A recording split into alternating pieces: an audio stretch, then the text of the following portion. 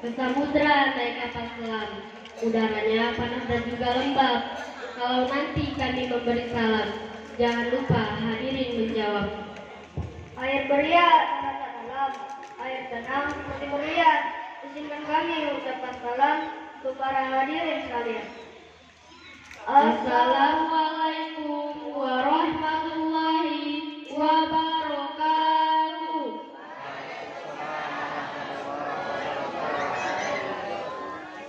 Alhamdulillahirabbil alamin. Wassalatu wassalamu ala asrofil anbiya'i wal mursalin wa ala alihi wa sahbihi ajmain. Amma ba'du. Yang kami hormati Bapak Estate Manager, Bapak Ibnu Sigit, yang kami hormati dan kami takdimi Ustadz Zunal Kirom, Bapak Qodiyat dari Tembilahan. Yang kami hormati Bapak Tuha, THIP, Bapak Nazri.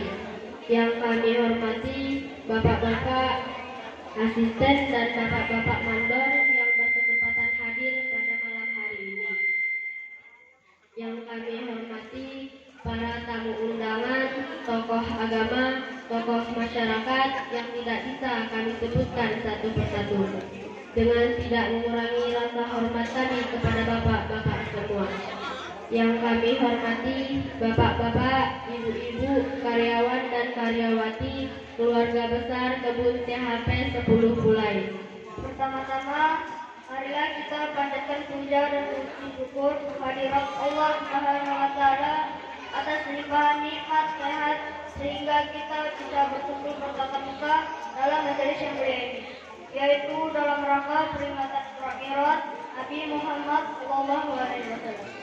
Salawat dan salam semoga tetap tercurahkan kepada junjungan kita Nabi Muhammad SAW yang telah membawa kita dari zaman jahiliyah menuju zaman yang asriyah, dari zaman kebodohan menuju zaman yang penuh dengan ilmu pengetahuan. Bapak, ibu-ibu yang kami hormati, kami di sini sebagai pembawa acara. Izinkanlah kami membacakan tuntunan acara kita pada malam hari. Acara yang pertama yaitu pembukaan. Acara kedua, pembacaan suci Al-Quran. Acara ketiga, pembacaan sholawat Nabi. Acara keempat, sambutan. Acara kelima, ceramah agama dan doa. Acara keenam, penutup. Hadirin yang kami hormati, untuk mempersingkat waktu, marilah acara ini kita mulai. Menuju acara yang pertama yaitu pembukaan. Marilah acara ini kita buka dengan Ummul Quran. Al-Fatihah. A'udzubillahi minasyaitonirrajim. Bismillahirrahmanirrahim. Alhamdulillahi rabbil alamin. Ar-Rahmanir-Rahim. Maliki yaumiddin. Iyyaka na'budu wa iyyaka nasta'in. Ihdinas siratal mustaqim. Siratal ladzina an'amta 'alaihim ghairil maghdubi 'alaihim waladdallin. Amin. Mudah-mudahan dengan bacaan Al-Fatihah tadi acara kita bisa berjalan dengan lancar. Amin amin ya robbal alamin. Hadirin yang kami hormati, beranjak kepada acara kedua yaitu pembacaan ayat suci Al-Quran. Dalam hal ini akan dibacakan oleh guru kami yaitu Ibu Mustalifah dan hari tilawah oleh Bapak Sarah. Kepada beliau kami persilakan dengan segala hormat.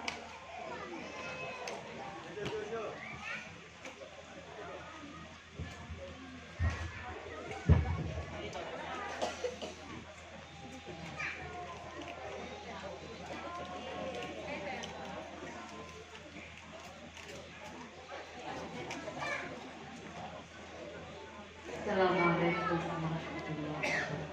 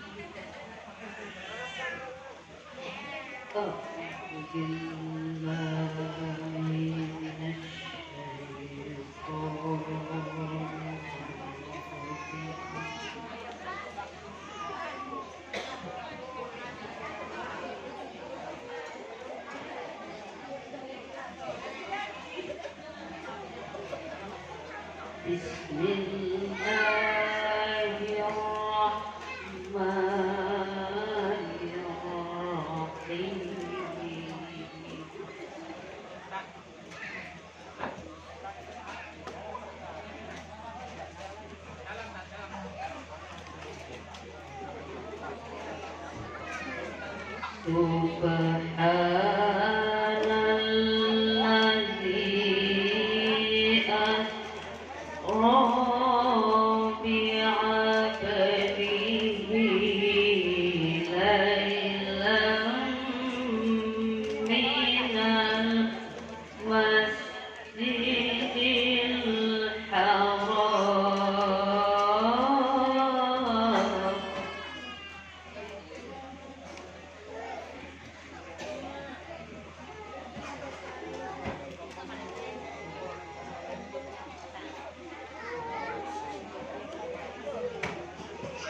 laylan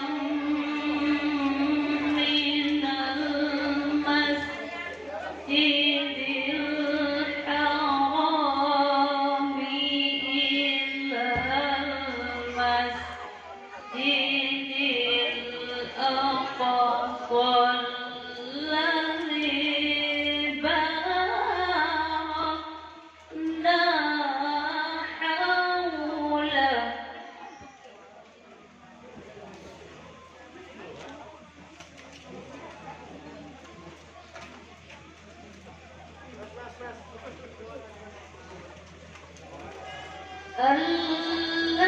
الذي باركنا حوله لنريه من آياتنا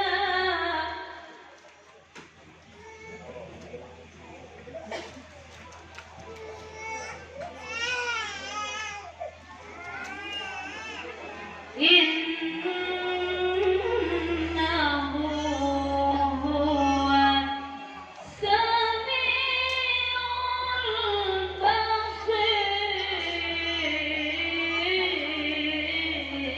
البصير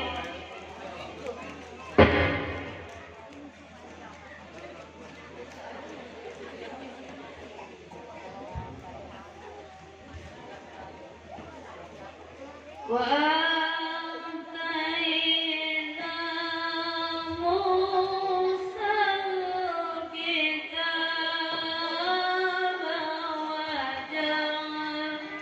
وجعلناه هدى لبني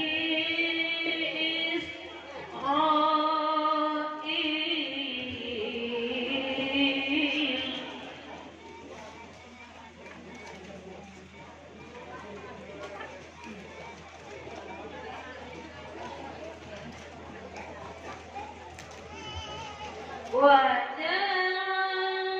وجعلناه هدى لبني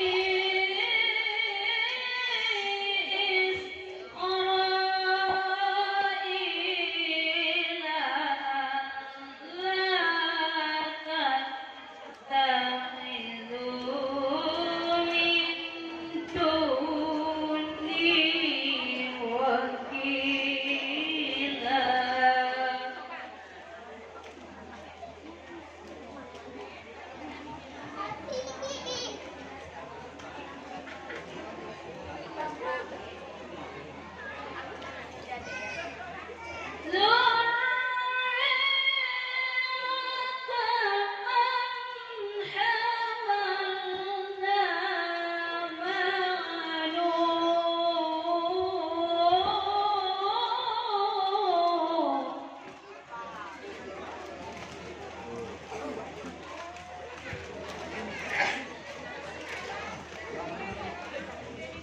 إنه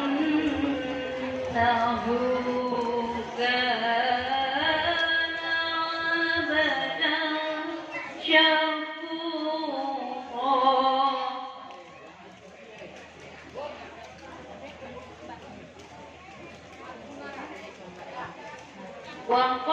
وقضينا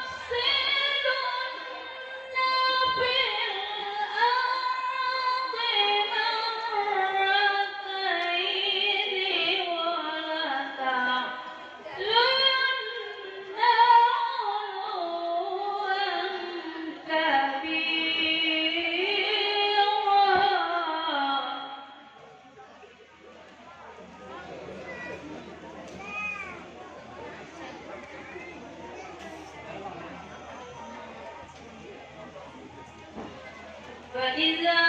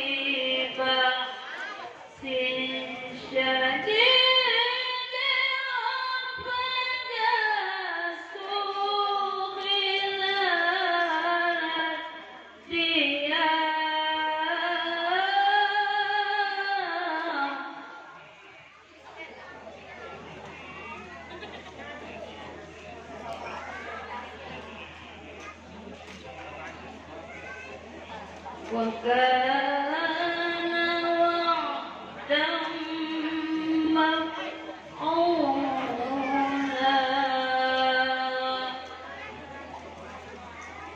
صدق الله العظيم.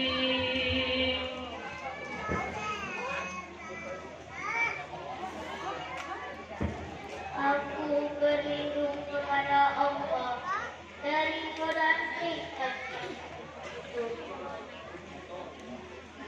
dengan menyebut nama Allah yang Maha Pemurah lagi Maha Penyayang.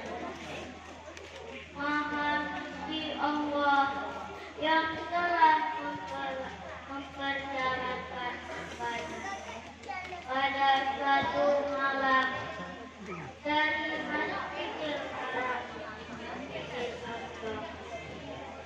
yang telah kami berkahi sekelilingnya agar kami bersihkan badan sebagian dari kata-kata.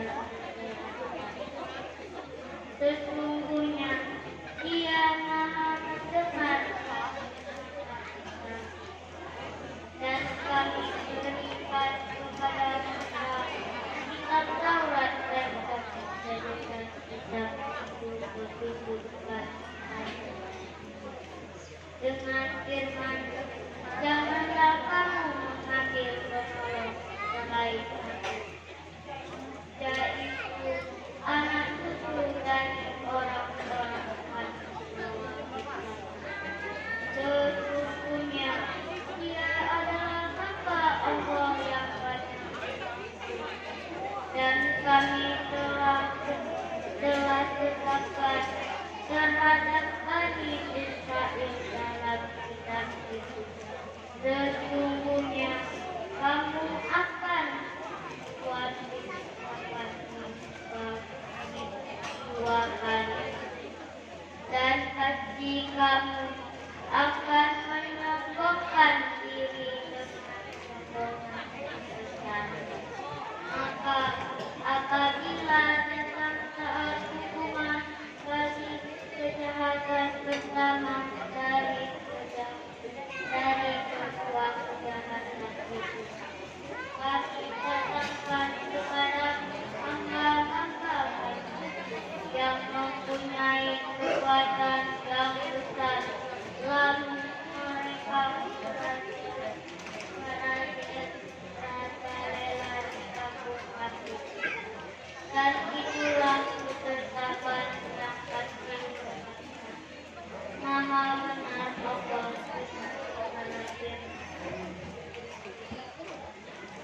Assalamualaikum warahmatullahi wabarakatuh. Sadaqallahul azim. Mudah-mudahan dengan lantunan ayat-ayat suci tadi, hati kita bisa menjadi tentram dan juga acara ini bisa menjadi lebih barokah untuk kita semuanya. Amin, amin, ya rabbal alamin. Hadirin yang kami hormati, menuju acara yang ketiga, yaitu pembacaan selawat Nabi.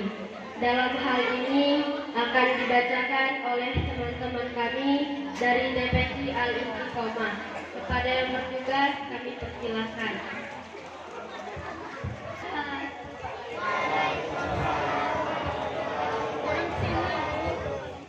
Bapak-bapak, ibu-ibu, kami santriwan dan santriwati Taman Pendidikan Al-Quran Suci Masjid Al-Istiqomah akan membacakan salawat Nabi bersama-sama. Allahumma sholli ala Muhammad.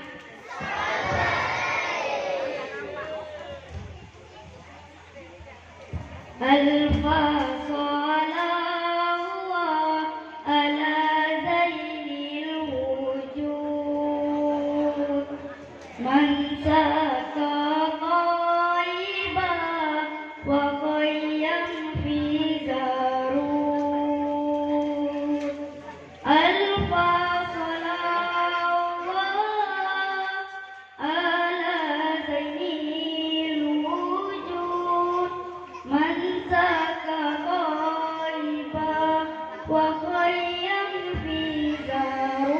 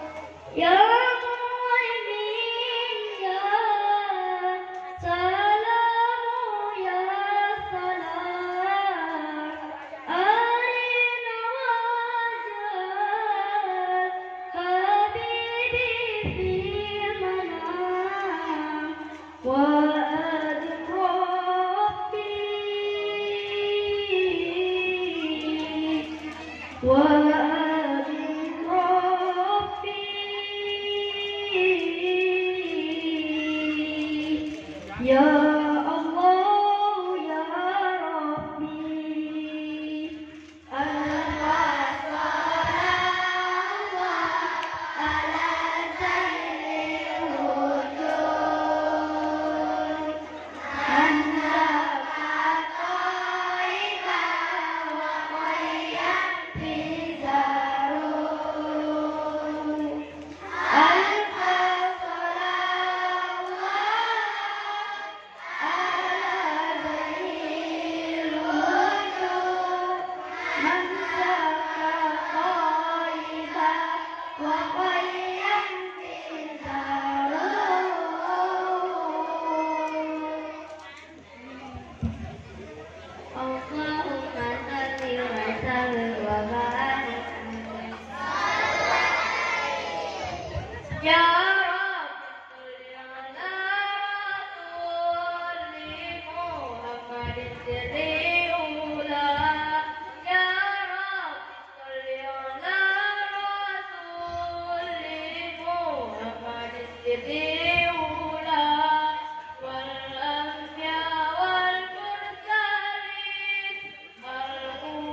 hotman awwala al-muri hotman awwala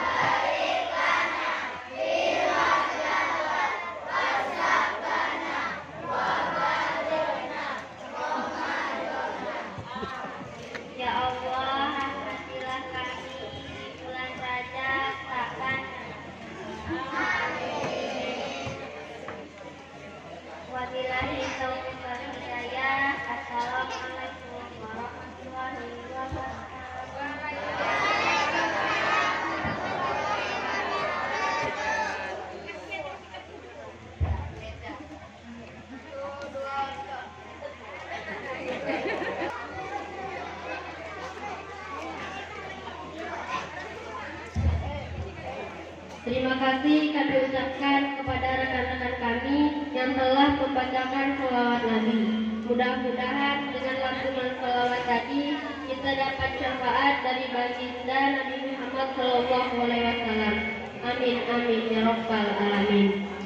Hadirin yang berbahagia, kita beralih kepada acara selanjutnya, yaitu sambutan-sambutan. Untuk sambutan yang pertama akan disampaikan oleh Ketua Panitia. Dalam hal ini akan disampaikan oleh Bapak Tengku Muhammad Rasidin. Kepada beliau kami persilakan dengan segala hormat.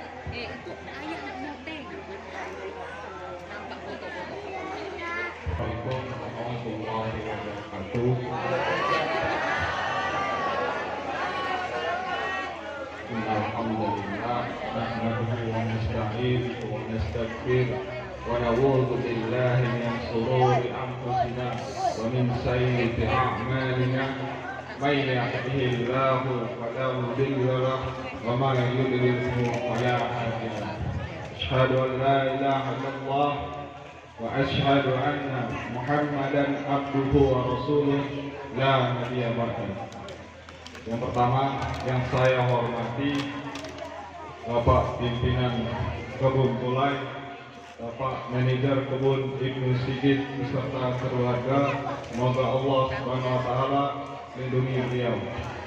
Yang kedua yang saya hormati Bapak Asisten baik Abdeling 1 yang tidak bisa hadir, Abdeling 2 Bapak Todung, dan Abdeling 3 Pak Puji. Dan saya sayangi warga Kebun Tulai, Abdeling 1, Abdeling 2, Abdeling 3, terutama Abdeling 4. Baik, izinkan saya sebagai Ketua Panitia menyampaikan peringatan Isra Mi'raj. Jadi Isra Mi'raj ini merupakan perjalanan spiritual baginda Muhammad SAW menembus langit ketujuh untuk mendapatkan perintah sholat langsung dari Allah Subhanahu wa taala. Di sini kita menarik tema, marilah kita jadikan sholat sebagai kebutuhan untuk kehidupan di dunia dan di akhirat. Kita garis bawahi kebutuhan. Seluruh manusia di muka bumi ini pun tidak sholat, tidak menurunkan status Allah Subhanahu wa taala sebagai pemilik dari bumi. Jadi kita yang butuh sholat. Setelah kita capek bekerja, terkadang semua tidak sesuai dengan ekspektasi kita. Mungkin ada yang salah di dalam diri kita. Ya. Mungkin ada yang salah di dalam diri kita, hati kita. Mungkin kita tidak menjalankan sholat. Jadi sholat ini merupakan fondasi dari agama. Bayangkan, sebuah bangunan itu tidak bisa berdiri tegak tanpa adanya fondasi. Mungkin bangunan bisa berdiri tegak dengan adanya dinding, kaca dan atap, tapi tidak bisa berdiri tegak tanpa fondasi. Dan sholat ini merupakan hal yang pertama dihisab di hari penghakiman kelak. Yang pertama yang ditanya adalah sholat kita. Sholat juga merupakan bentuk penghambaan manusia kepada sang pemiliknya. Bayangkan seorang presiden, seorang pimpinan di muka bumi ini merendahkan dirinya di depan Allah Subhanahu wa taala. Nabi Muhammad saja yang sudah dijamin masuk surga, Allah dan malaikat saja bersolawat kepadanya menjalankan sholat. Apa halnya dengan kita? Surga masih 50%. Terkadang banyak yang kita tidak kerjakan sebagai karyawan, masih membohongi atasannya, itu pun kita tidak sholat. Masih banyak yang perlu kita perbaiki. Jadi saya harapkan melalui peringatan Isra Mi'raj ini kita menaikkan gairah kita untuk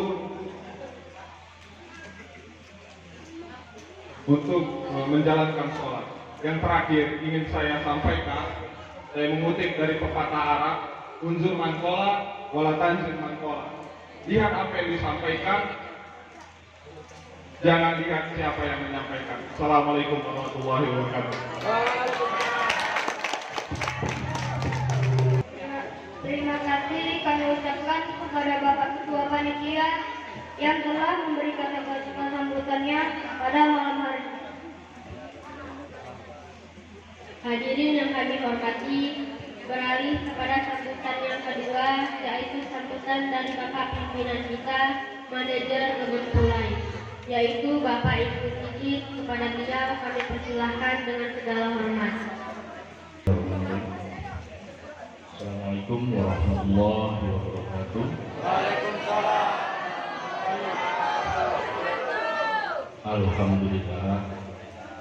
Alhamdulillah rabbil alamin wa bihi nasta'in wa la ilaha waddin. Puji syukur kita sampaikan kepada Allah Subhanahu wa taala malam hari ini di majelis hari ini tampaknya lebih ramai. Nggak tahu mungkin karena diancam absen kali ya. Yang saya hormati dan saya sanjungi Al-Ustaz yang sudah kita hadirkan pada hari ini, bersedia menyempatkan waktunya untuk singgah ke Kebun Pulai, sudah jauh-jauh datang dari Tembilakan. Terima kasih atas waktunya Ustaz. Beginilah adanya kehidupan di kebun. Hari-hari kami haus akan hiburan, kami haus akan nasihat dan siraman-siraman rohani agar hidup ini lebih lurus, lebih taat, lebih patuh. Yang saya hormati juga bapak-bapak yang hadir undangan dari KPP, Bapak Haji Nazri. Yang saya hormati bapak-bapak Ustaz, bapak-bapak imam dari masjid KPP, dari musola KPP, ya, dari seluruh masjid di Kebun Pulai. Dan yang saya banggakan, hadirin dan hadirat yang hadir pada malam hari ini, yang menyempatkan waktunya, Bapak Ibu, warga, keluarga Kebun Pulai. Sekali lagi kita ucapkan puji syukur kehadirat Allah Subhanahu wa taala. Berkat nikmat beliau, darinya lah kita dapat melangkahkan kaki pada malam hari ini, berkumpul bersama-sama di sini di dalam majelis ini. Ya, pada malam hari ini kita memperingati atau mungkin juga merayakan ya salah satu hari besar kita, Isra Mi'raj. Tadi sudah disampaikan Ketua Panitia. Saya mungkin tidak menambahkan banyak lagi karena ada materi dari penceramah kita yang mungkin lebih bermakna, lebih pas nantinya untuk kita semua. Ya, mohon kerjasama dari Bapak Ibu semua yang ada di luar mungkin bisa merapat masuk ke dalam, ya, supaya yang disampaikan itu lebih teringat, tersimpan, dan hikmahnya bisa kita jalani dalam kehidupan kita sehari-hari. Ya, saya harap kalau saya kecil-kecil dulu diingatkan sama orang tua, kalau kita duduk di depan itu pahalanya besar, kita duduk di belakang dapatnya ikan teri. Jadi tolong sekali lagi saya minta yang ada di luar rapat masuk ke dalam. Masih ada space di depan, masih ada tempat di tengah-tengah. Ayo Pak, apa saya sebut satu-satu namanya? Ini dengar sampai KPP sana loh. Dari tadi saya tegak, leher saya lihat. Tak suruh masuk, enggak masuk. Yang dulu bukan Pak Rofi, saya Pak. Saya perhatiin dari dalam. Kalau dulu di sekolah, guru ngajar, kita duduk paling belakang. Kerja kita apa? Ngobrol, meribut, tidur. Iya kan? Jadi tolong dijaga itu yang di belakang. Ada Pak Satu itu di belakang. Gak perlu saya sebut namanya. Tolong dijaga. Ya, kita tidur pada malam hari ini supaya yang disampaikan Pak Ustadz nanti bisa sampai. Ya, mudah-mudahan kita masih diperpanjang, diberikan kesempatan, kesehatan dalam umur, dalam kesehatan badan, supaya untuk berikut-berikutnya kita bisa adakan acara lagi, kita bisa peringati hari-hari besar dalam agama kita Islam, ya, supaya dalam waktu dekat juga kita akan menyambut Ramadan, kita akan menyambut Lebaran. Ya, tadi anak-anak sudah sholawat, mudah-mudahan semua memahami maknanya. Dan saya sekali lagi saya bangga, terima kasih Ibu dan Bapak yang sudah berperan. Karena saya kemarin hitung dan hitungan saya cukup dari saya hari ini. Anak-anak sudah makin ramai, ya. Anak-anak sudah makin ramai, sudah makin antusias. Dan mudah-mudahan dalam waktu dekat juga rencana kita sama-sama bisa realisasi. Ya. Oke, dari saya itu saja penyampaian mukadimah sambutan. Ya, mungkin bapak-bapak, ibu juga sudah sering melihat dan bertatap muka dengan saya. Ya, jadi kita langsung saja. Mudah-mudahan ini akan lama supaya majelis ini isinya ilmu semua, daging semua. Jadi saya tutup. Wabillahi taufiq wal hidayah. Assalamualaikum warahmatullahi wabarakatuh. Terima kasih atas sambutan dari Bapak pimpinan kita. Mudah-mudahan apa yang menjadi harapan beliau dikabulkan oleh Allah Subhanahu wa taala. Amin amin ya rabbal alamin. Hadirin yang berbahagia, untuk sambutan yang ketiga yaitu dari Kepala Urusan Agama HIP, yaitu Bapak Najib. Kepada beliau kami persilakan dengan keluarkan. Bismillahirrahmanirrahim.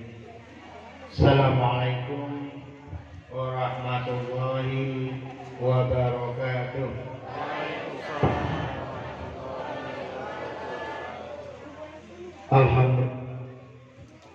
Alhamdulillahirabbil alamin. Wassalatu wassalamu ala asyrofil anbiya'i wal mursalin wa ala alihi wa sahbihi ajma'in. Amma ba'd. Pertama-tama puji syukur kita kepada Allah Subhanahu wa taala yang mana pada malam berbahagia ini Allah gerakkan jasad kita untuk berhadir di rumah Allah. Dan mungkin juga dengan asbab usaha dari pimpinan dengan membuat sebagai cara agar kita bisa berhadir di rumah Allah. Dan kita berharap apa-apa yang kita buat, yang kita dengar, yang kita terima malam hari ini Allah jadikan untuk diamalkan. Karena kita tahu sholat adalah inti daripada siapa kita. Mudah-mudahan di sisa-sisa umur kita ini mendapat nilai ibadah di hadapan Allah Subhanahu wa taala. Sholawat serta salam senantiasa kita limpahkan kepada junjungan alam Nabi besar Muhammad sallallahu alaihi wasallam dengan ucapan Allahumma sholli ala sayyidina Muhammad wa ala ali sayyidina Muhammad. Mudah-mudahan dengan banyaknya kita bersolawat merupakan salah satu asbab keberkahan hidup di dunia dan syafaat di akhirat. Dan kita berada di masjid ini, kita harapkan juga dengan banyaknya selawat kita membuat kesimpulan Bulai Estate ini diberkahi dan dijauhi daripada musibah. Pertama yang saya hormati Bapak Manajer Kebun Bulai, Bapak Ibnu Sigit, beserta staf. Yang saya hormati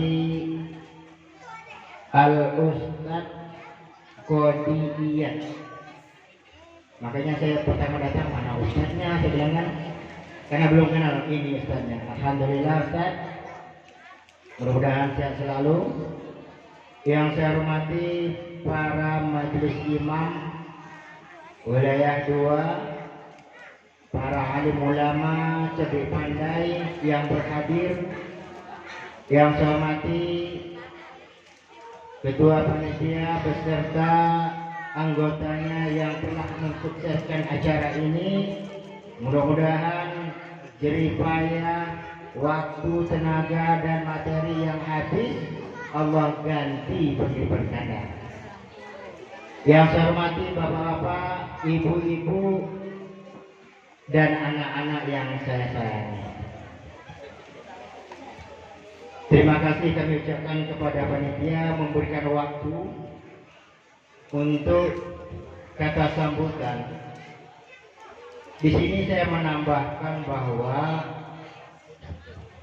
kita ingat judul ini kita jadikan sebagai SK kita dalam hidup. Kalau kita mengkaji SK, kita sampai sekarang umur kita, karena kita berjanji kepada Allah sanggup melaksanakan perintahnya, ya kan Pak? Tapi kita nggak ingat, kita genggam janji kita lahir lepas. Sekarang kita cari lagi. Jadi kita lihat, jadikanlah sholat sebagai kebutuhan. Ingat Pak, kita bekerja kuat diawali dengan sholat. Sholat subuh sebagai senamnya. Senam ini menggerakkan semua organ tubuh kita dari kepala sampai kaki. Sebelum kita beraktivitas, Allah berikan kita senam. Maknanya apa? Tubuh kita darahnya akan lancar, akan jauh dari penyakit. Kita bekerja dari pagi sampai tengah hari, capek. Allah suruh kita istirahat, sholat, makan, ya kan? Bekerja kita lagi, tetap Allah kasihkan lagi. Kenapa? Antara tengah hari ke hampir sore, asar. Apa? Panasnya kuat, istirahat sebentar, sholat. Dari asar sampai ke maghrib, dan mulai agak longgar. Kita pun udah pulang. Kita gunakan untuk ada yang olahraga dan sebagainya. Setelah itu maghrib untuk melemaskan organ tubuh kita yang bekerja dari pagi sampai sore. Dan malamnya, isanya merupakan cara kita memohon kepada Allah. Apa yang saya usahakan ya Allah hari ini, begini cuman ya Allah. Jadi ingat, ini nanti akan disampaikan oleh Ustadz Kodiyah lebih dalam. Maknanya apa? Ini yang perlu kita tanamkan pada diri kita. Kita selalu dipanggil oleh Pak Manajer. Contoh, Pak Zainuri kemari, datang enggak? Datang kan? Karena yang manggil nampak.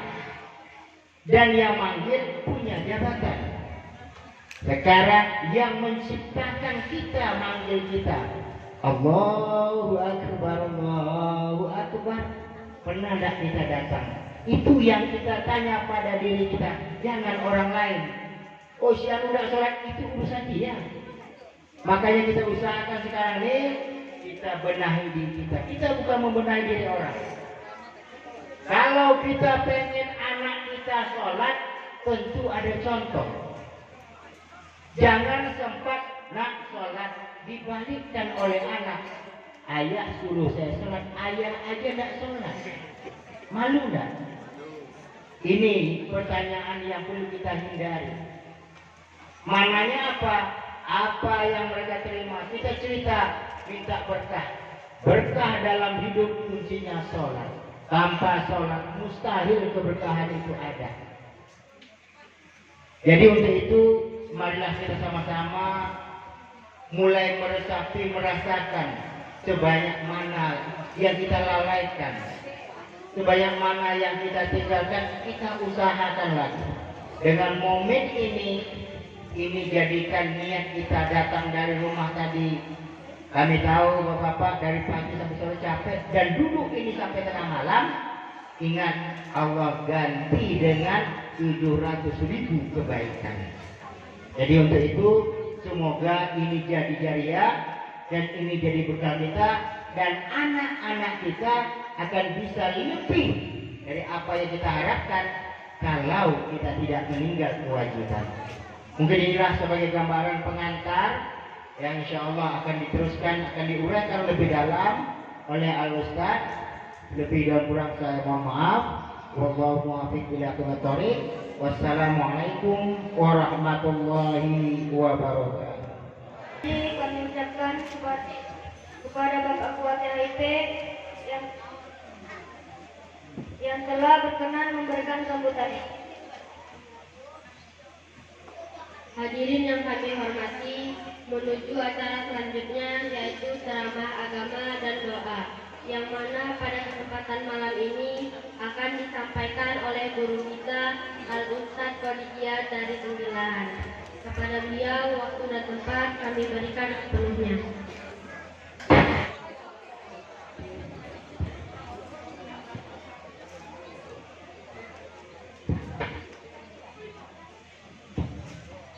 Assalamualaikum warahmatullahi ta'ala wabarakatuh. Waalaikumsalam warahmatullahi wabarakatuh. Alhamdulillah, wassalatu wassalamu ala rasulillah Sayyidina Muhammad ibn Abdillah wa ala alihi wa sahbihi wa mawalah.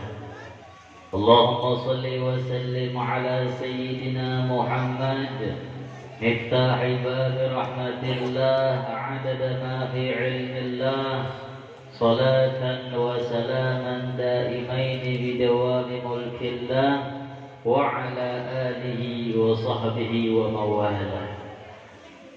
سبحانك لا علم لنا إلا ما علمتنا إنك أنت العليم الحكيم. رب اشرح لي صدري ويسر لي أمري واحلل عقدة من لساني يفقهوا قولي وسدد لساني واهد قلبي بجاه النبي والصحبي. أما بعد،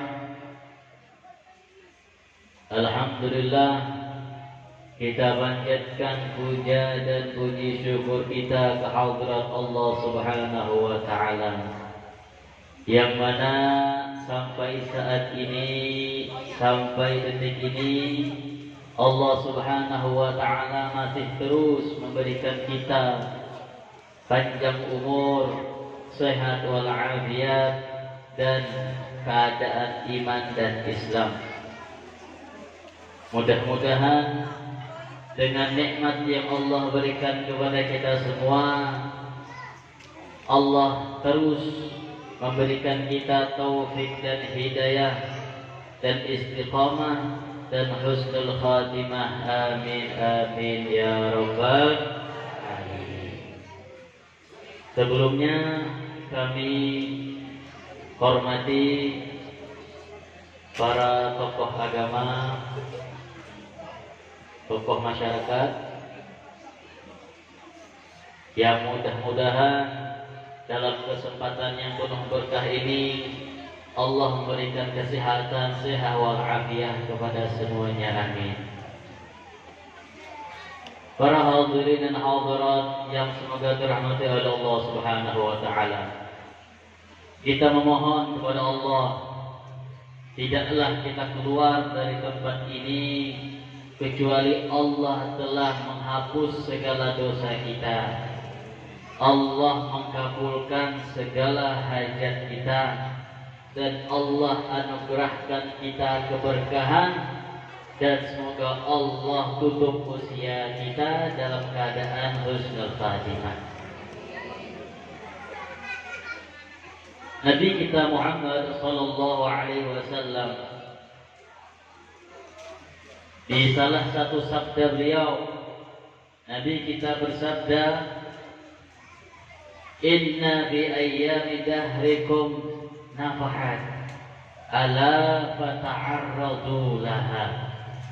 Kata beliau, sesungguhnya Allah Subhanahu wa ta'ala itu mempunyai waktu-waktu khusus, mempunyai momen-momen khusus, di mana waktu dan momen itu memiliki anugerah dan keberkahan yang khusus Allah berikan kepada orang yang merayakannya. Artinya, apabila kita menghadiri ke acara-acara yang baik-baik atau waktu-waktu yang baik-baik, maka Allah berikan kita keberkahan dan anugerah. Salah satu acara yang kita rayakan saat ini adalah acara Isra dan Mi'raj. Ini salah satu cara untuk kita mencas keimanan kita. Sebab salah satu keutamaan kita merayakan memperingati Isra dan Mi'raj ini adalah supaya iman kita kepada Allah Subhanahu wa ta'ala makin bertambah. Ditambah lagi kata Nabi Muhammad sallallahu alaihi wasallam, beliau menyampaikan bahwa Allah Subhanahu wa ta'ala itu mempunyai malaikat-malaikat yang ditugaskan khusus untuk suatu tugas, yaitu adalah Allah memerintahkan mereka untuk turun ke bumi. Agar apa? Agar mereka mencari perkumpulan-perkumpulan yang baik-baik.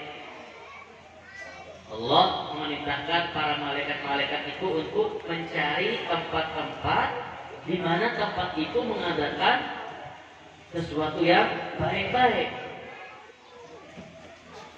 Setelah mereka menemukannya, mereka berkumpul sampai habis, sampai akhir. Setelah selesai acara tersebut, mereka naik. Kata Allah, bertanya, padahal Allah sudah tahu. Kata Allah, wahai para malaikat-malaikat, dari mana kalian? Kata malaikat, kami wahai Allah dari bumi, dan kami berkumpul bersama hamba-hambamu yang mengadakan acara-acara yang baik-baik. Kemudian kata Allah, wahai malaikat, dengar ibu-ibu, dengar, bapak dengar, jelas? Kemudian kata Allah, wahai para malaikat, kira-kira tujuan mereka mengadakan acara-acara seperti itu, yang mereka harapkan itu apa? Tak mungkin mereka cuma duduk-duduk aja tanpa ada sesuatu yang dibawa ke rumah. Pasti ada tujuan dan niat yang baik. Kata para malaikat, mereka mengharapkan rahmat-Mu wahai Allah. Mereka mengharapkan keberkahan. Mereka mengharapkan surga-Mu wahai Allah. Kata Allah, oh surga. Kira-kira mereka pernah melihat surga apa tidak? Kata Allah. Kata para malaikat, belum pernah. Kalau cuma sekedar cerita dan kabar tentang surga, mereka pernah dengar, tapi untuk melihat tidak pernah. Kemudian kata Allah, kira-kira kalau mereka pernah melihat surga-Mu dengan segala macam nikmat yang ada di surga, apa yang mereka harapkan yang terjadi pada mereka?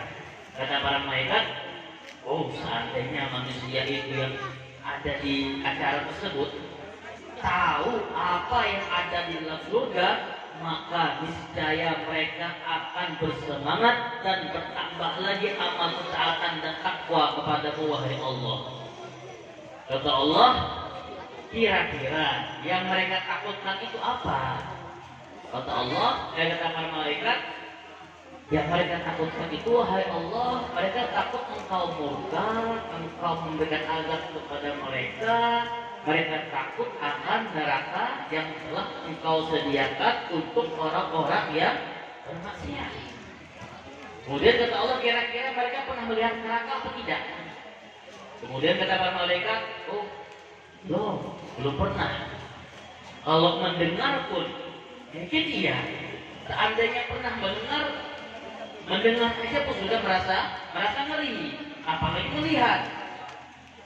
Kemudian kata Allah, seandainya kalau mereka pernah melihat neraka bagaimana nih?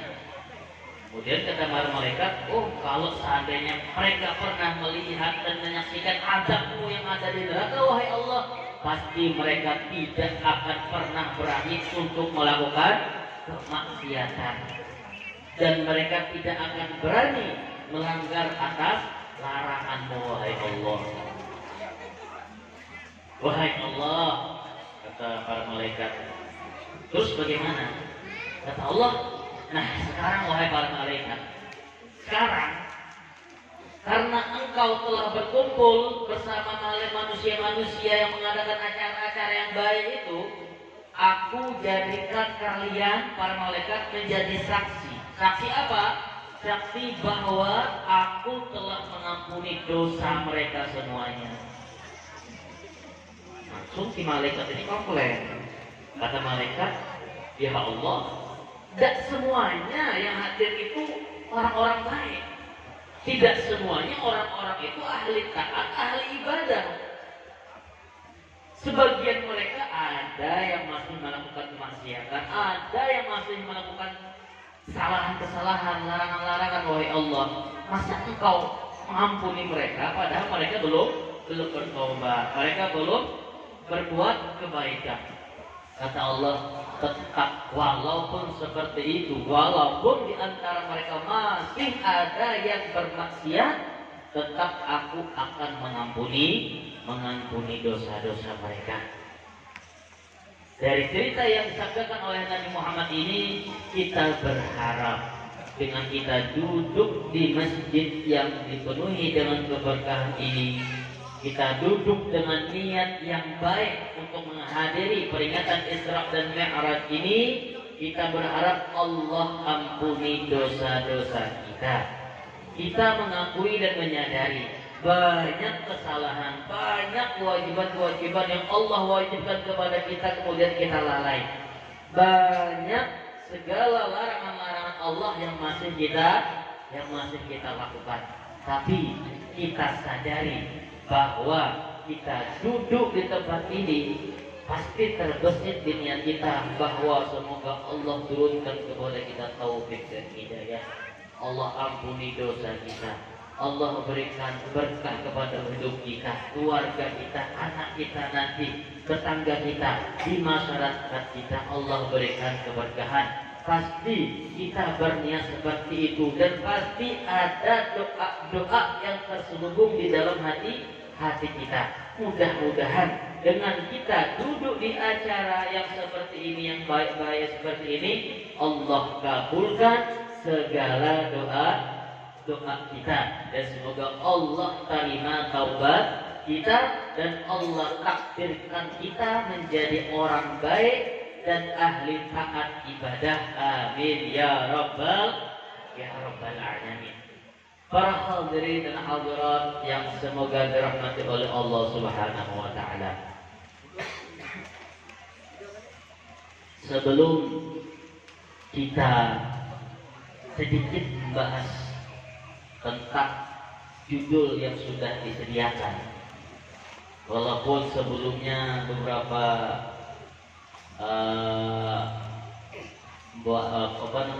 kata sambutan yang kebanyakannya menyerahkan kepada saya tadi. Ya, nanti akan jelaskan. Sebelumnya kami masih belajar, Pak. Cuma kita akan sedikit membahas tentang apa yang telah disediakan daripada tema untuk malam ini. Sebelum itu, kembali kepada apa yang kita adakan malam ini, yaitu peringatan Isra dan Mi'raj. Ya. Peringatan Isra dan Mi'raj yaitu adalah Allah Subhanahu wa taala memperjalankan Nabi kita Muhammad sallallahu alaihi wasallam dari Mekah menuju Masjidil Aqsa Palestina. Kemudian Allah perjalankan lagi Nabi kita dari Masjidil Aqsa ke Sidratil Muntaha.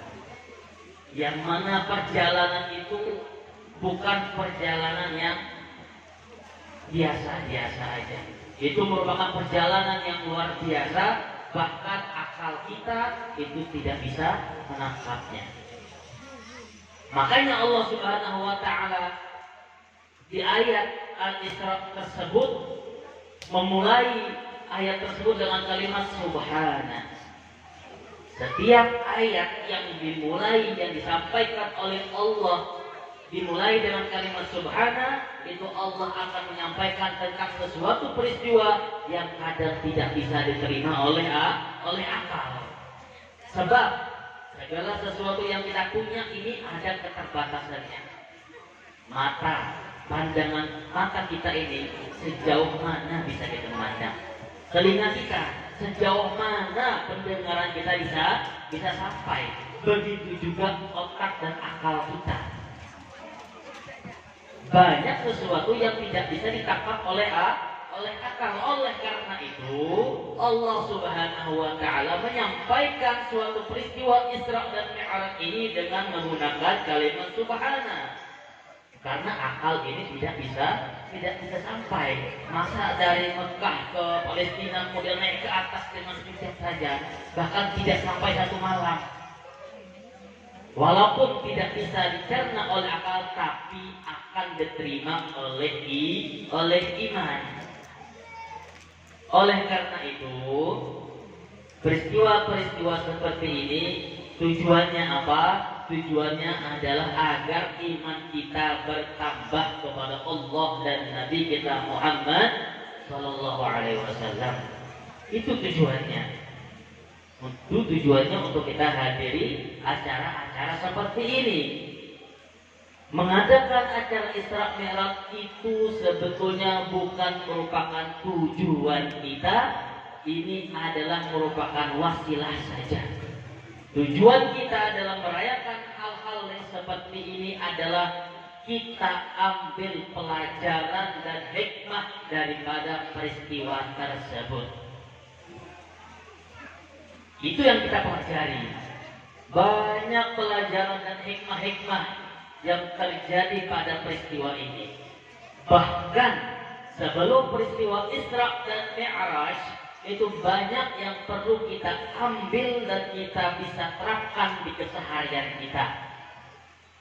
Sebagaimana yang kita tahu bahwa Nabi kita Muhammad Sallallahu Alaihi Wasallam dalam menyampaikan risalah dakwah ini bukan main-main cobaannya.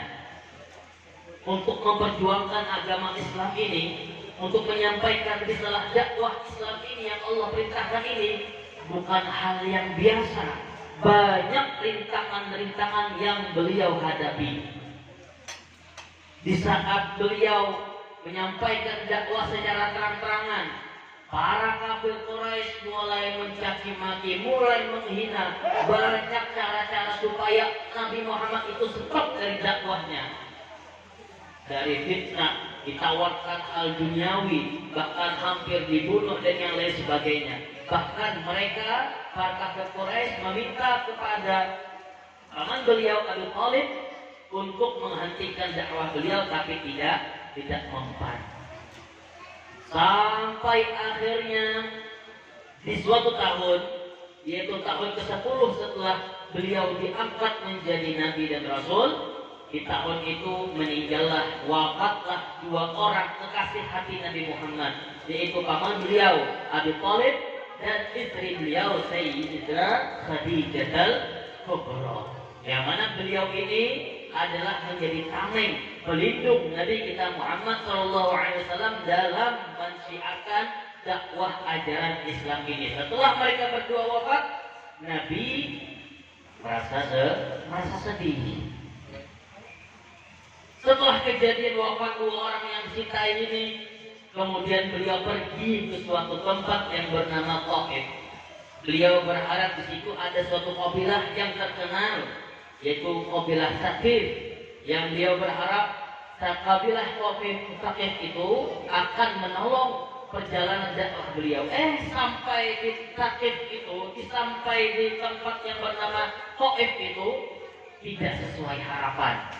Bukan cuma mencaci dan menghina saja, tapi Nabi kita Muhammad SAW dilempar dengan batu. Bukan mereka yang dewasa-dewasa aja mengganggu Nabi, tapi para anak-anak dan orang-orang gila ikut serta mengganggu dan melempari Nabi dengan batu. Begitu dahsyat cobaan dan rintangan Nabi kita Muhammad SAW dalam menyampaikan dakwah Islam ini. Setelah balik dari Thaqif, beliau singgah ke kebun kurma. Di situ beliau bersandar beristirahat. Penting kita mendengarkan, penting kita mengkaji sedikit tentang sejarah Nabi kita Muhammad SAW agar kita bisa introspeksi diri bahwa perjalanan dakwah Nabi untuk memperjuangkan agama ini bukan main-main. Tatkala Nabi Muhammad beristirahat di kebun kurma, malaikat Allah yaitu Sayyidina Jibril tidak tahan melihat Nabi Muhammad diperlakukan seperti itu. Bahkan Allah Subhanahu wa taala mewakilkan kepada Sayyidina Jibril, "Wahai Jibril," kata Allah, "aku wakilkan kepadamu bahwa apa saja yang Nabi Muhammad minta, kabulkan. Bahkan untuk membalas perlakuan orang-orang kafir itu, kabulkan, balas," kata Allah. Nabi Muhammad tawarkan seperti itu. Kemudian apa kata Nabi? "Fa'innahum qaumun la ya'lamun." La, tidak wahai Jibril. Mereka semua itu, orang-orang yang menyakitiku itu, mereka sebetulnya tidak tahu saja tentang hakikat agama ini. Kalau seandainya mereka tahu tentang hakikat agama ini, pasti mereka tidak akan memperlakukan aku seperti itu. Jadi bagaimana wahai Nabi? Kata malaikat Jibril. Boleh kata Nabi, aku berharap semoga nanti di suatu waktu nanti akan keluar daripada sulbi mereka seorang yang akan menyembah Allah Subhanahu wa ta'ala. Setelah pernyataan seperti itu, Nabi Muhammad berdoa kepada Allah, berserah diri kepada Allah Subhanahu wa ta'ala. Apa kata Nabi? Allahumma ilaika ashku du'fa quwwati wa qillata hilati wa hawani 'ala nas. Doa Nabi Muhammad, apa kata Rasulullah? Ya Allah, hanya kepadamu aku mengadu. Aku sadar bahwasanya aku ini tidak mempunyai apa-apa. Aku ini lemah, tidak punya kekuatan, wahai Allah. Nabi menyadari bahwasanya hanya Allah lah pelindung dan kekuatan. Ya Arhamar Rahimin, Anta Rabbul Mustad'afin wa Anta Rabbi. Aku menyadari wahai Allah, Engkaulah Tuhan orang-orang yang lemah dan Engkaulah Tuhanku wahai Allah. Setelah ini wahai Allah, kata Nabi, kemana lagi Engkau perintahkan aku untuk menyampaikan dakwah risalah agama ini wahai Allah? Apakah tempat itu masih jauh dan tempat itu orang-orang masih menyakitiku? Apakah tempat itu masih dekat sedangkan orang-orang yang di tempat itu masih juga menggangguku wahai Allah? Tapi wahai Allah, kata Nabi, selama Engkau ridha, aku tidak akan terpengaruh dengan segala macam cobaan dan ujian itu. Yang penting Engkau ridha wahai Allah. Dahsyat ungkapan yang disampaikan oleh Nabi kita Muhammad Sallallahu Alaihi Wasallam ini. Setelah apa yang disampaikan oleh Nabi Muhammad ini, aras bergetar karena dahsyatnya ungkapan Nabi Muhammad. Nah, dari peristiwa sebelum diisrakan Nabi ini ada 3 pelajaran yang bisa kita kutip. Pertama, apabila seseorang mempunyai niat yang baik dan tujuan yang baik, pasti ada ujian dan rintangannya. Sebagaimana Nabi, beliau membawa risalah dengan tujuan agar agama Islam ini tersebar di muka bumi ini, maka sebagaimana yang dikatakan oleh Allah Subhanahu wa taala bahwa setiap perjalanan yang baik-baik itu pasti ada ujiannya. Yang mana ujian dan rintangan itu hikmahnya adalah supaya tahu bahwasanya kita ini serius apa tidak dengan perbuatan dan tujuan baik kita itu. Baik, hal yang baik itu berasal dari diri kita. Misalkan nih, kita berniat mau menjadi orang pribadi yang lebih baik, menjadi sosok yang ahli ibadah, mau berhijrah, mau menjadi orang yang ahli ibadah dan ahli taat, mau berubah daripada masa yang lalu menjadi perubahan yang bagus, mau berubah dari masa-masa yang lalu menjadi saat ini dan yang akan datang menjadi kepribadian yang lebih taat kepada Allah Subhanahu wa taala. Niatnya bagus, tujuannya bagus, rintangan pun pasti ada. Godaan, rintangan dan ujian itu pasti akan diterima. Kalau kita lolos daripada ujian dan rintangan itu, pasti kita akan dianggap serius oleh Allah Subhanahu wa taala dan pasti Allah mudahkan kita untuk menjalani jalan yang baik itu. Ataupun bahkan di rumah kita menjadi pemimpin rumah tangga, kalau kita ingin anak-anak kita menjadi anak yang soleh-solehah, kita ingin didik istri kita menjadi istri yang solehah, maka pasti ada ujian dan rintangannya. Kalau kita berhasil menjalani ujian dan rintangan itu, pasti Allah akan berikan kemudahan dan sesuai dengan harapan kita. Begitu juga di masyarakat. Kalau kita menjadi tokoh masyarakat yang ingin menjadi baik di masyarakat yang kita pimpin itu, pasti akan ada ujian dan rintangannya. Entah itu omongan dari orang lain, entah itu komentar dari orang lain. Kalau kita tidak memperdulikannya, kalau kita tidak hiraukan, pasti kita akan tambah menjadi kuat untuk menjalani hal-hal yang baik-baik. Maka satu hikmah yang cerita tadi itu adalah segala niat baik dan perbuatan baik pasti ada ujian dan rintangannya. Kalau kita berhasil menjalani ujian dan rintangan tersebut, pasti Allah akan berikan kita kemudahan dan Allah berikan sesuai harapan kita. Itu satu. Yang kedua, yang bisa kita ambil itu adalah perilaku yang tidak baik yang dilakukan oleh orang lain kepada kita. Jangan dibalas dengan yang tidak baik. Sebagaimana yang terjadi pada Nabi kita Muhammad SAW, beliau dihina, dicaci, dimaki, dilempari batu. Apakah Nabi membalas dengan hal yang serupa? Tidak. Tapi bahkan Nabi Muhammad mendoakan mereka agar mereka mendapatkan hidayah dan mereka akan menumbuhkan lagi dari sulbi-sulbi mereka anak-anak yang akan menyembah Allah Subhanahu wa taala. Berarti apabila orang menyakiti kita, orang berperilaku yang tidak baik kepada kita, entah itu mereka mengomen kita, berkomentar tentang kita yang tidak baik, jangan kita balas dengan cacian. Kita ambil yang baik-baiknya, kita introspeksi diri kita, kemudian kita jalan. Kemudian yang ketiga, yaitu adalah segala sesuatu, apapun yang terjadi daripada segala macam masalah yang kita dapatkan yang terjadi di kehidupan kita, itu kembalikan semuanya kepada Allah. Sebagaimana Nabi kita Muhammad SAW, beliau segala macam rintangan cobaan yang beliau hadapi, segala macam ujian yang beliau hadapi, beliau ujung-ujungnya pasti menyandarkan kelemahan beliau kepada Allah Subhanahu wa taala. Segala macam ujian kepada kita tetap fokuskan bahwasanya Allah Subhanahu wa taala lah tempat kita mengadu dan tempat kita kembali.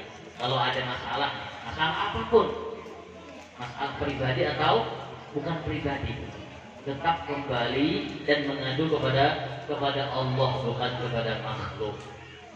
Bermunajat, berdoa kepada Allah, ya Allah selesaikan hajatku ini, ya Allah. Ya Allah, tolong lancarkan urusanku, ya Allah. Ya Allah, berikanlah aku kesabaran atas segala macam cobaan ini, ya Allah. Kembalikan semuanya kepada Allah, sebagaimana Nabi Muhammad SAW serahkan semuanya kepada Allah. Apabila kita sabar dengan segala macam cobaan, apabila kita balas sesuatu yang tidak baik dengan balasan yang baik, kemudian kita sandarkan, kita serahkan semuanya kepada Allah Subhanahu wa taala, maka buahnya akan manis. Sebagaimana yang terjadi pada Nabi kita Muhammad SAW, Allah berikan beliau suatu peristiwa Isra dan Mi'raj yang membahagiakan hati Nabi Muhammad SAW. Setelah beliau balik daripada kebun kurma itu, Nabi tidak galau, Nabi tidak resah, dan Nabi tidak sedih atas perilaku yang dilakukan oleh para kafir-kafir yang ada di kota Taif itu. Sebab Nabi yakin bahwasanya Allah Subhanahu wa taala tempat beliau bersandar, bahwa yakin segala ujian itu hanya cobaan yang akan meninggikan lagi derajat Nabi Muhammad SAW. Beliau balik, tidak ada sedikit pun gelisah di hati Nabi. Kemudian beliau balik ke rumah. Di malam itu beliau di Isra Mi'rajkan. Para hadirin dan hadirat yang semoga dirahmati oleh Allah Subhanahu wa taala. Di malam sebelum Nabi kita Muhammad sallallahu alaihi wasallam di Isra Mi'rajkan, di suatu riwayat mengatakan bahwasanya kata Nabi Muhammad, sebelum beliau di Isra Mi'rajkan, Nabi Muhammad sempat dibelah dadanya oleh dua malaikat. Nabi Muhammad, dada beliau dibelah. Dua pendapat. Pendapat pertama mengatakan itu betul-betul dibelah, tapi dengan ilmu Allah, dengan kuasa Allah. Pendapat kedua itu cuma sekedar simbol aja. Dua malaikat ini membelah dada Nabi, kemudian diambil hati Nabi, yang mana dua malaikat ini membawa bejana tempat air, yang mana bejana itu terbuat dari emas. Di dalam bejana itu ada air zam-zam. Dicuci hati Nabi dengan air zam-zam itu. Setelah dicuci, hati Nabi diisi dengan ilmu, hikmah, dan iman. Agar apa? Agar betul-betul siap nih. Betul-betul siap untuk perjalanan Isra dan Mi'raj. Harus disiapkan. Diisi ilmu, diisi hikmah, diisi iman. Setelah hati Nabi diisi ilmu, hikmah, dan iman, baru beliau diperjalankan. Di sini ada satu hikmah yang bisa kita ambil, yaitu perjalanan ibadah kita untuk menuju Allah Subhanahu wa taala. Entah itu ibadah kita berupa sholat, baca Quran, zikir, mengabdi pada masyarakat, baik apapun itu hal-hal ibadah dan ketaatan, harus disiapkan dengan yang namanya ilmu dan iman. Contohnya sholat. Sholat kalau kita tidak siapkan ilmu dan iman, maka sholat itu tidak bisa dianggap. Ya. Sholat tanpa ilmu, bagaimana caranya? Mau sholat tapi tidak tahu cara sholat bagaimana. Mau sholat cuma tidak tahu mana rukun, mana syarat, mana sunnah, mana yang batal, mana yang tidak, mana yang makruh, dan yang lain-lain.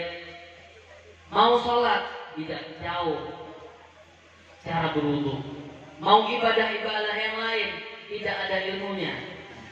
Oleh karena itu segala macam ibadah mesti kita tanami, kita persiapkan diri kita terdahulu dengan persiapan diisi dengan ilmu dan iman. Kalau kita isi diri kita dengan ilmu dan iman, maka perjalanan ibadah kita untuk menuju Allah Subhanahu wa taala pasti akan terselamatkan dari segala macam godaan-godaan. Sebab di perjalanan kita untuk menuju Allah Subhanahu wa taala tidak lepas dari segala macam gangguan. Nabi Muhammad seperti itu. Sebelum beliau Isra Mi'raj, cuci dulu, isi dulu iman, isi dulu hikmah. Sebab tatkala Nabi Muhammad diperjalankan itu dari Mekah menuju Masjidil Aqsa, di tengah jalan Nabi Muhammad itu pernah bertemu dengan seorang perempuan yang tua bangka. Bertemu seorang perempuan yang sangat tua. Kelihatan muka dan badannya sangat tua. Mungkin umurnya berapa ratus tahun. Keriput, lemah. Sambil memanggil Nabi. Wahai Muhammad, ya Muhammad. Tapi karena Nabi itu tahu bahwasanya diri beliau mempunyai ilmu dan Nabi Muhammad sudah diisi ilmu dan iman, maka Nabi Muhammad tidak menoleh. Kenapa? Karena perempuan yang tua tadi sudah tua, dia memakai perhiasan. Mungkin nih kalau kita melihat ada perempuan tua setua-tuanya pakai lipstik, pakai bedak tebal, pakai emas di mana-mana. Kira-kira tambah cantik apa tidak? Tua tapi umur ratusan tahun, sudah tua tapi berhias-hias. Nabi menghiraukan, tidak menghiraukan, bahkan menoleh pun tidak. Setelah lewat, kata Nabi apa? Nanya ke Sayyidina Jibril, wahai Jibril, tadi siapa yang memanggilku yang tua, yang memakai perhiasan, yang pakai make up segala macam itu? Kata malaikat Jibril, oh itu dunia, wahai Rasulullah. Seandainya engkau menoleh aja kepada perempuan yang memanggilmu itu, pasti nanti umatmu akan tertipu dengan ketipuan duniawi. Pasti akan digoda dengan kemewahan dunia. Karena ilmu dan iman Nabi Muhammad tidak terganggu oleh dunia. Begitu juga kita. Kalau kita dalam perjalanan menuju Allah Subhanahu wa taala, kalau kita sudah terisi ilmu dan iman, segala macam godaan daripada duniawi, baik itu susah dari hal duniawi, baik itu senang daripada duniawi, kita tidak akan terperdaya dengan dunia tersebut. Pasti fokus kita kepada Allah. Kemudian lewat lagi Nabi lewat. Di pertengahan jalan Nabi Muhammad ketemu sama lelaki tua yang memanggil Nabi. Ya Muhammad, ya Muhammad. Nabi tidak menoleh. Kata Nabi Muhammad, wahai Jibril, tadi siapa? Laki-laki tua yang memanggil. Oh, yang memanggil itu kata malaikat Jibril adalah syaitan. Syaitan. Kalau seandainya engkau toleh wahai Nabi Muhammad, pasti umatmu itu akan tertipu daya dan akan diganggu terus dan akan kalah oleh gangguan iblis dan syaitan. Karena Nabi sudah diisi ilmu dan iman, tak pengaruh masuk terus. Begitu juga kita. Kalau kita dalam beribadah menuju Allah Subhanahu wa taala, kalau kita punya ilmu dan iman, segala gangguan daripada syaitan pasti akan kita kalahkan. Sebab syaitan ini tidak mau kalah kalau kita ibadah. Pasti kita diganggu terus sama syaitan. Dalam hal kita beribadah pun para syaitan ini tidak mau diam, pasti tetap diganggu. Ya, pasti tetap diganggu. Apalagi yang tidak ibadah. Orang sholat aja diganggu sama syaitan, apalagi yang tidak sholat. Orang tidak sholat nih, gangguannya bagaimana? Udah teruskan aja, nggak usah sholat. Oh, ternyata dia dapat hidayah mau sholat. Syaitan tidak mau diam. Ada orang mau sholat, syaitan tidak mau diam. Kata syaitan, oh bagus mau sholat bagus, tapi nanti ajalah. Umur masih panjang, masih muda. Berpoya-poya aja dulu, main-main aja dulu, kerja aja dulu, tidak usah sholat. Kata syaitan, bagus sudah niatmu mau sholat, cuma nanti aja dulu. Nanti aja, masih muda, masih segar, masih kuat. Fokus aja lah dulu kerja, fokus aja lah dulu hal-hal duniawi. Nanti aja kata syaitan. Kalau dia tidak punya ilmu sama iman, kalah. Tapi kalau dia punya ilmu sama iman, pasti akan dia jawab, oh syaitan, kita ini tidak tahu umur kita ini sampai kapan. Banyak kok orang sehat meninggal, banyak kok orang yang masih muda meninggal, tapi dia tidak sholat, kan merugi. Karena aku tidak tahu umur, masa aku tunggu sampai aku tua, ternyata sebelum tua sudah meninggal, masa aku seperti itu, kata orang yang mau sembahyang nih. Kalau dia tahu seperti itu, lolos, sholat dia, sholat. Setan dia, oh belum, tidak bisa, tetap aku ganggu, kata setan. Sholat dia, bagus, silahkan sembahyang. Sembahyanglah, tidak apa-apa, kata setan. Tapi perbaguskan sembahyangmu.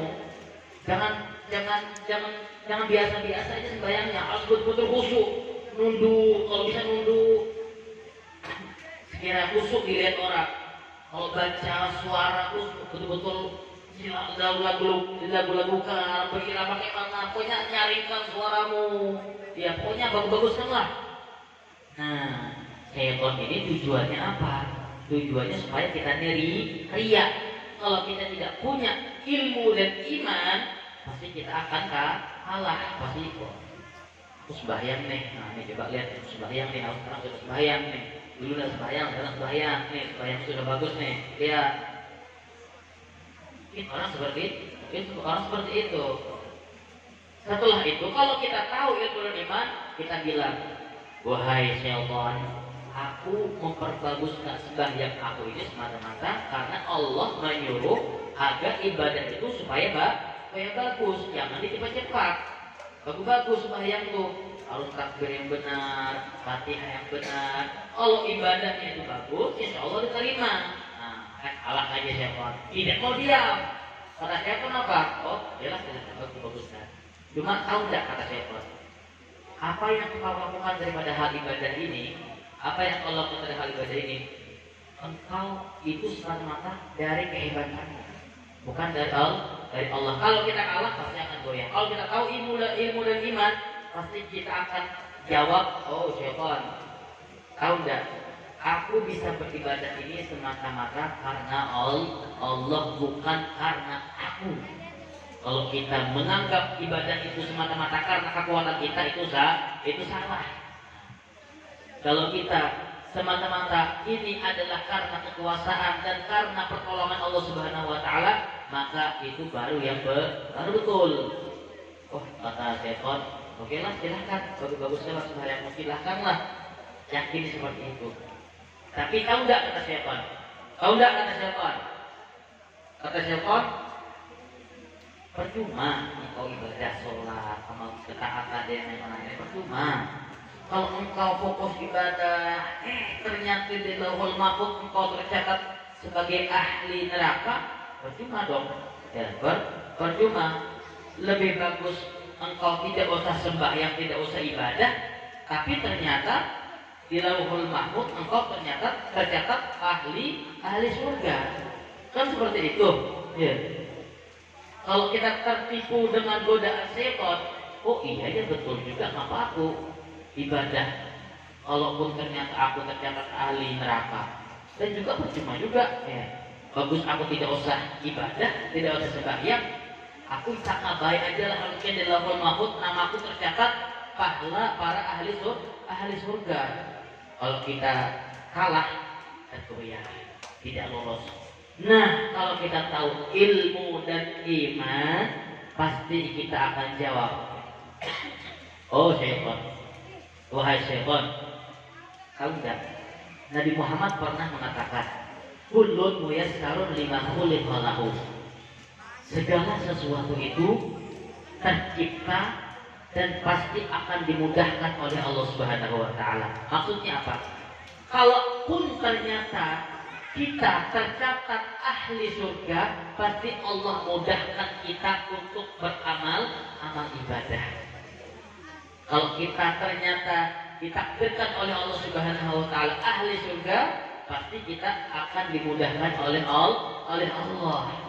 Nah, Allah memudahkan kita untuk hadir ke tempat ini, insya Allah takdirkan juga kita sebagai ahli surga. Kalau kita merasa ringan aja kalau mau ibadah itu, berarti insya Allah kita mudah-mudahan berdoa Allah takdirkan kita menjadi ahli surga. Kalau kita berat untuk mau ibadah, hati-hati. Siapa tahu kita termasuk ahli neraka, na'udzubillah. Seperti itu. Setelah kita menjawab kepada godaan syaitan itu, syaitan kalah. Dan engkau angkat tangan kata syaitan. Karena engkau sudah mempunyai ilmu dan iman, aku lepas tangan. Tapi bukan sampai di titik situ aja, tidak. Namanya sembahyang itu dari takbiratul ihram sampai salam. Kita bisa menjawab bukan dari awal aja, tapi mungkin di tengah-tengah sembahyang atau mungkin di akhir-akhir sembahyang bisa diganggu lagi. Ibu-ibu suaranya jelas ya Bu? Ngantuk ya Bu? Tadi disuruh lama-lama Bang Bu? Aman Bu ya? Lanjut? Sampai mana tadi? Ibadah kita pasti akan digoda oleh syaitan. Kalau kita punya ilmu dan iman, pasti kita akan melewatinya. Untuk mendapatkan ilmu dan iman, bagaimana caranya? Belajar. Tapi kita di sini tidak ada pengajian, tidak ada ustaz, tidak ada bimbing kami dan pengajian tiap minggu. Ya. Misalkan seperti itu, bagaimana caranya? Didik anak-anak kita supaya menjadi generasi orang yang mempunyai ilmu dan ahli iman. Mungkin bisa kita pondokkan, mungkin bisa kita didik dengan ilmu agama, kita isi mereka agar menjadi para ahli ilmu yang menguasai ilmu, baik itu ilmu fikih, ilmu tauhid atau ilmu tasawuf, ilmu zahir atau ilmu batin. Kita persiapkan anak-anak generasi kita untuk meneruskan dakwahnya Nabi Muhammad SAW. Tidak mesti harus ceramah. Yang penting dia bisa mengajari walaupun 1-2 orang. Ya. Anak-anak kita nanti di kemudian hari, yang mana mereka mengajarkan bagaimana cara wudhu yang benar, sholat yang benar bagaimana, zakat puasa yang benar bagaimana, mengenal bahwasanya ria itu begini, ternyata penyakit hati itu begini, ternyata cara untuk menghindari daripada penyakit hati itu begini. Ya, itu yang penting. Ya. Jadi caranya agar kita mempunyai ilmu dan iman adalah dengan kita belajar, baik itu ilmu fikih, tauhid dan tasawuf. Sebab 3 ilmu ini tidak akan pernah lepas dan 3-tiganya ini wajib kita pelajari. Tidak bisa kita mempelajari cuma 1 aja atau 2 aja, tidak bisa. Harus wajib kita 3-tiganya kita pelajari. Kalau kita termasuk uzur tidak ada yang bisa melajari kita, tapi kita mempunyai kesempatan untuk kita jadikan generasi anak-anak kita menjadi anak